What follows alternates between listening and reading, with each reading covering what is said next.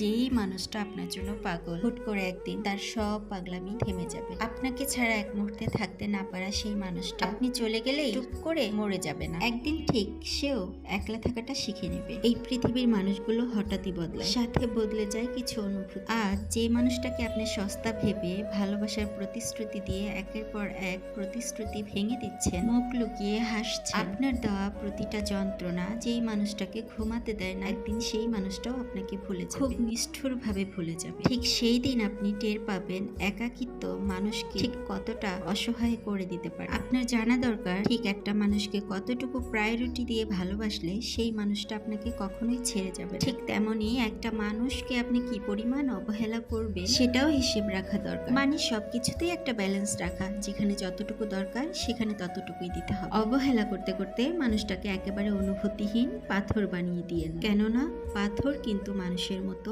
আচরণ করে না। যেই মানুষটাকে আজকে আপনি দূরে সরিয়ে দিচ্ছেন, একদিন দেখবেন সেই মানুষটাকে কাছে পাওয়ার জন্য আপনি কাঁদবেন। কেননা সময় বড় অদ্ভুত জিনিস ভাই, সময় কারোর সাথে বেইমানি করে। সময় সঠিক জিনিসটা, প্রাপ্য জিনিসটা ঠিকই সময় মতো বুঝিয়ে দেয়। তাই সময় থাকতেই ভালোবাসার মানুষটিকে ভালোবাসতে শিখো, তাকে বুকে আগলে রাখতে শিখো। আজকের এই দিনটি ফুরিয়ে গেলে কিন্তু আর ফিরে পাবেন না।